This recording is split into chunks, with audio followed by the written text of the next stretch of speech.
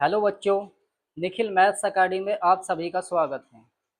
देखिए, आज का जो हमारा टॉपिक है वो है इक्विलेटर ट्रायंगल यानी समबाहु त्रिभुज। देखिए, पिछली वीडियो में मैं आपको ट्रायंगल के एरिया ऑफ ट्रायंगल बताया था। फिर आपको बताया था कि नेक्स्ट वीडियो में आपको समबाहु त्रिभुज यानी इक्विलेटर ट्रायंगल के बारे में जानेंगे, उसका एरिया कैसे निकालते हैं उसको जानेंगे। तो देखिए, आज का जो हमारा टॉपिक है वो है इक्विलेटर ट्रायंगल यानी इसका मतलब है समबाहु त्रिभुज। तो देखिए, आज का जो हमारा टॉपिक है वो है इक्विलेटरल ट्रायंगल यानी इसका मतलब है समबाहु त्रिभुज। देखिए, समबाहु त्रिभुज यानी इक्विलेटर ट्रायंगल। देखिए, जब मैं आपको टाइप्स ऑफ ट्रायंगल बताया था तो उसमें क्या बताया था इक्विलेटर ट्रायंगल के बारे में कि समबाहु त्रिभुज किसे बोलते हैं। समबाहु त्रिभुज उसको बोलते हैं जिसकी तीनों साइड इक्वल होगी यानी three side are equal is called of equilateral triangle. यानी जिसकी तीनों भुजाएं बराबर होगी उसे ही आप क्या बोलते हैं, समबाहु त्रिभुज बोलते हैं। ठीक है, ये मैं इक्विलेटर ट्रायंगल के बारे में आपको बताया था। तो देखिए, थोड़ा सा जो है उसके बारे में डिस्कस करेंगे, जो प्रीवियस आपको पढ़ाया था तो उसके बारे में थोड़ा जानिए। देखिए, हमारे पास क्या है कि एक ट्रायंगल है, एक ट्रायंगल हो गया ए बी सी। ये आपके पास ट्रायंगल है। मैं आपको क्या बताया, समबाहु त्रिभुज क्या होता है, इक्विलेटरल ट्रायंगल जिसकी तीनों भुजा बराबर होती है उसे ही आप समबाहु त्रिभुज बोलते हैं। जैसे देखिए, जो यहाँ पे ये ए बी साइड है, इसकी साइड ए है, बी सी की साइड भी ए है, ए सी की साइड भी क्या है, ए है। यानी इसका मतलब क्या है, तीनों साइड इक्वल है। ठीक है, अब देखिए इक्विलेटर ट्रायंगल में क्या होता है, इसका प्रत्येक एंगल यानी ईच एंगल वो 60 डिग्री होता है, यानी इसका मतलब 60 डिग्री होता है। तो इसका मतलब क्या है कि देखिए, अगर आपके पास कोई भी इक्विलेटर ट्रायंगल है तो उसमें क्या होगा, प्रत्येक एंगल जो होगा वो कितने डिग्री होगा, 60 डिग्री। यानी ये भी 60 डिग्री होगा, ये भी 60 डिग्री होगा, ये भी क्या होगा, 60 डिग्री होगा। ठीक है, तो समबाहु त्रिभुज की पहचान क्या होती है, जिसमें तीनों भुजाएं तो क्या होगी, बराबर होगी, प्रत्येक एंगल कितने डिग्री का होगा, 60 डिग्री का होगा। तो उसे आप क्या बोलते हैं, समबाहु त्रिभुज बोलते हैं। तो देखिए, हमें यहाँ पे क्या करना है, समबाहु त्रिभुज का एरिया निकालना है, यानी इसका मतलब इक्विलेटर ट्रायंगल का एरिया फाइंड करना है, समबाहु त्रिभुज का क्षेत्रफल ज्ञात करना है। तो ज्ञात करने के लिए देखिए, सबसे पहले हम क्या करेंगे, देखिए आपके पास ए बी सी एक ट्रायंगल दिया है। ठीक है, तो हमें इस ट्रायंगल का एरिया फाइंड करना है। ठीक है, इस ट्रायंगल का क्या फाइंड करना है, एरिया फाइंड करना है। तो एरिया फाइंड करने के लिए आपके पास बेस का होना जरूरी है और हाइट का होना जरूरी है। जब भी आप क्या कर सकते हैं, एरिया ऑफ ट्रायंगल फाइंड कर सकते हैं। तो देखिए, मैं इस ट्रायंगल में क्या काम करा, एबीसी ट्रायंगल में वर्टेक्स ए से सामने वाली साइड पे क्या डाल दिया, लंब डाल दिया, यानी परपेंडिकुलर डाल दिया। देखिए, सामने वाली साइड पे हमने क्या काम करा, लंब डाल दिया, जिसका वर्टेक्स यहाँ पे, यानी जिसका नेम हमने क्या टेक दिया, डी। ये बात आपकी समझ में आ रही है। मैं क्या बोला है, देखिए इक्विलेटर ट्रायंगल का एरिया फाइंड करने के लिए या ट्रायंगल का एरिया फाइंड करने के लिए आपके पास बेस होना जरूरी है, हाइट होना जरूरी है। तो तभी आप क्या फाइंड करेंगे, एरिया ऑफ ट्रायंगल फाइंड करेंगे।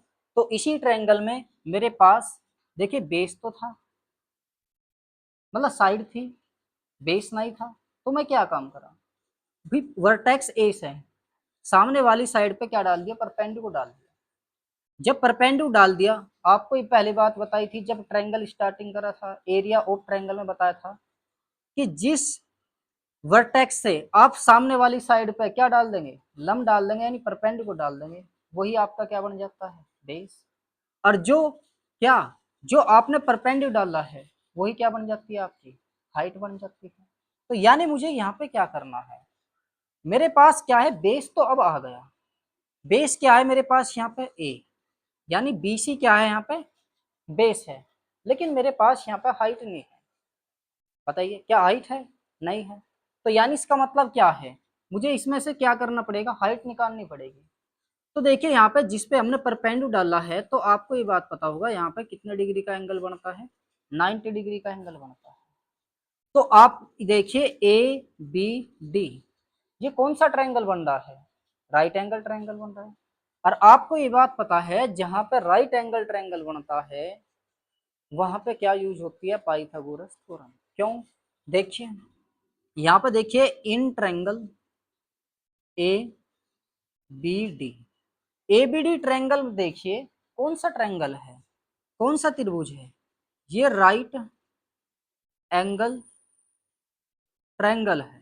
क्या है, राइट एंगल ट्रायंगल है, यानी इसका मतलब क्या है, समकोण त्रिभुज है, समकोण त्रिभुज।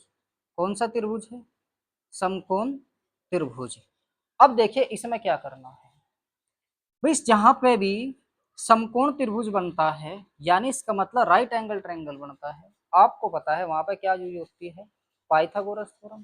तो यानी अगर मैं इसमें पाइथागोरस यूज करूं इन ट्रायंगल ABD में, तो पाइथागोरस थ्योरम क्या होती है, सबसे पहला होता है कर्ण का स्क्वायर यानी हाइपोटेनियस का स्क्वायर। क्या होता है, हाइपोटेनियस का स्क्वायर, यानी इसका मतलब कर्ण का स्क्वायर इक्वल टू, फिर क्या होता है, परपेंडिकुलर का स्क्वायर, फिर क्या होता है, बेस का स्क्वायर, यानी इसका मतलब आधार का स्क्वायर।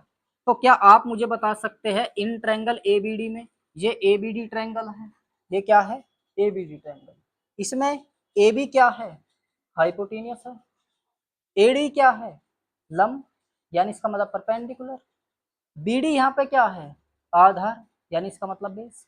तो यानी इसका मतलब हाइपोटेनियस की जगह आप क्या रखेंगे, AB। तो यानी AB का whole square equal to, perpendicular क्या है यहाँ पे, परपेंडिकुलर है AD, तो यानी आप यहाँ पे लिखेंगे AD का स्क्वायर। इसके बाद बेस, बेस क्या है यहाँ पे, DB या BD, तो यानी आपने यहाँ पे क्या लिखा, DB, इसका होल स्क्वायर। अब यहाँ पे क्या काम करिए, इनकी वैल्यू पुट कर दीजिए। तो देखिए हाइपोटेनियस यानी AB की वैल्यू आपके पास दी है A, तो यानी आपने क्या काम करा, A का होल स्क्वायर करा इक्वल टू AD क्या है भाई, हाइट है, तो इसे तो ऐसे ही रखिए, तो यानी AD का होल स्क्वायर। अब देखिए बात आई है DB की, तो DB में ये बात देखिए, आपके पास BC साइड दी है, वो टोटल कितनी है, A है, आपने इस पर परपेंडिकुलर डालना, ठीक है, यानी ये समद्वि भाजित यानी बाइसेक्ट कर रहा है, दो भागों में डिवाइड कर रहा है। तो जब आप A को दो भागों में डिवाइड करेंगे तो टोटल तो साइड हमारी क्या है, A है। तो अगर मैं आपसे बोलूं कि DB की वैल्यू क्या होगी और DC की वैल्यू क्या होगी, तो आप बोलोगे कि इस A का हाफ कर दो, तो यानी ये क्या होगा, A/2, ये भी क्या होगा, A/2। इतनी बात समझ में आ रही है। तो यही तो वैल्यू हमें यहाँ पे पुट करनी है DB की। तो DB की वैल्यू क्या आई है हमारे पास, A/2, तो आपने रखा A/2 इसका होल स्क्वायर। आई बात समझ में। अब देखिए यानी इसका मतलब हमें अब क्या करना है, AD की वैल्यू फाइंड करनी है। तो आप AD की वैल्यू कैसे फाइंड करेंगे, सबसे पहले यहाँ पे तो हो जाएगा A का स्क्वायर इक्वल टू, फिर हो जाएगा AD का स्क्वायर प्लस, अब A/2 का होल स्क्वायर करना है। जब आप A/2 का होल स्क्वायर करेंगे, A का स्क्वायर करेंगे तो क्या होगा, A स्क्वायर, 2 का स्क्वायर करेंगे तो कितना हो जाएगा, 4। AD स्क्वायर की वैल्यू फाइंड करनी है, तो ये प्लस है, इधर आते ही क्या हो जाएगा, माइनस। तो यानी इसका मतलब है A square minus A²/4 equal to कितना हो जाएगा, AD का होल स्क्वायर। अब देखिए इसमें क्या काम करिए, एलशियम लीजिए, इसमें एलशियम कितना आ रहा है, 4, तो यानी आपने क्या काम करा, उसमें 4 एलशियम लिया। जब 4 एलशियम लिया तो 4 की A² मल्टीप्लाई करिए 4A², 1 की A² मल्टीप्लाई करिए तो कितना हो जाएगा, A²। तो यानी ये हो जाएगा 4A² minus A² equal to क्या है, AD का स्क्वायर। तो यानी ये हो जाएगा AD का होल स्क्वायर। अब 4A² में से जब आप माइनस A² करेंगे तो कितना आता है, 3A²। तो यानी ये आ गया 3a² upon 4 equal to AD का होल स्क्वायर। अब देखिए इधर स्क्वायर है, आपको AD की वैल्यू फाइंड करना है, इधर स्क्वायर है तो उधर क्या आ जाएगा अंडर रूट यानी स्क्वायर रूट। तो यानी under root 3a² upon 4 equal to AD का whole square, sorry AD only. तो देखिए AD की वैल्यू क्या आ जाएगी यहाँ से, देखिए a² का अंडर रूट बाहर आता है a, 4 का अंडर रूट बाहर क्या आता है 2 यानी 2, 3 का अंडर रूट बाहर नहीं आएगा। तो इसका मतलब क्या है कि √3, 4 का अंडर रूट बाहर क्या है 2, a² का अंडर रूट बाहर क्या है a क्या है यहाँ पर a क्या है साइड है। तो इसका मतलब जो AD है, AD हमारे पास क्या है हाइट है, क्या है हाइट, किसकी हाइट इक्विलेटरल ट्रायंगल की, क्योंकि AD जो था यहाँ पे क्या था हाइट थी। तो यानी से आप एस से डिनोट कर लो कि H इक्वल टू क्या √3/2 इंटू में कितना आ जाएगा a। तो अगर आपसे कोई यह बात बोलता है कि बताइए कि इक्विलेटर ट्रायंगल की हाइट क्या होती है, तो आप क्या बताएंगे √3/2 इंटू ए का मतलब क्या होता है साइड। तो ये देखिए हमारे पास हाइट आ गई। अब क्या फाइंड करना है, हमें एरिया फाइंड करना है किसका इक्विलेटर ट्रायंगल का।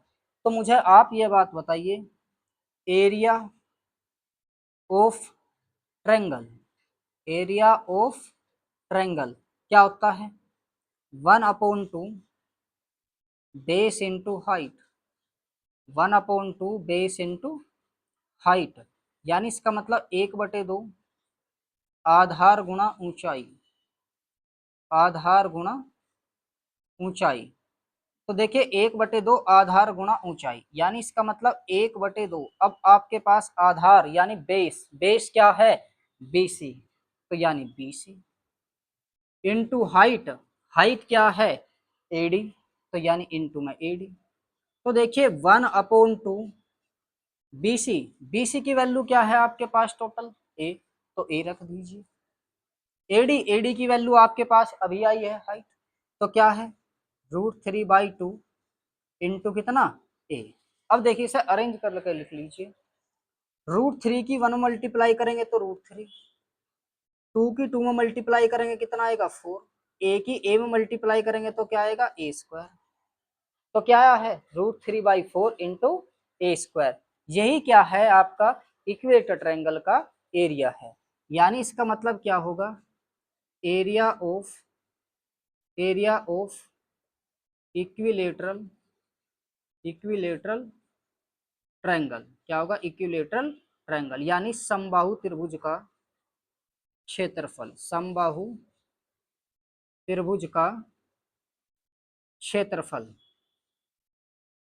बताइए इतनी बात समझ में आ रही है। तो यानी मैं आपको क्या बताया है समबाहु त्रिभुज के बारे में बताया है, क्या बताया समबाहु त्रिभुज के बारे में आपको कि देखिए जिसकी प्रत्येक साइड, जिसकी प्रत्येक साइड यानी प्रत्येक भुजा बराबर होगी उसे आप क्या बात बोल देंगे समबाहु त्रिभुज बोल देंगे। और प्रत्येक एंगल कितने डिग्री का होगा 60 डिग्री यानी 60 अंश का होगा। इसके बाद हमने इसकी क्या फाइंड करी हाइट, हाइट क्या बताई मैं आपको इक्विलेटरल ट्रायंगल की कि अगर आपको हाइट फाइंड करनी हो इक्विलेटरल ट्रायंगल की तो √3/2 इंटू ए का मतलब क्या है यहाँ पर साइड यानी भुजा। इसके बाद हमने क्या फाइंड करा इसका एरिया यानी एरिया ऑफ इक्विलेटरल ट्रायंगल। तो एरिया ऑफ इक्विलेटरल ट्रायंगल क्या होता है √3/4 इंटू कितना हो जाएगा a²। तो बताइए इतनी बात आपकी समझ में आई।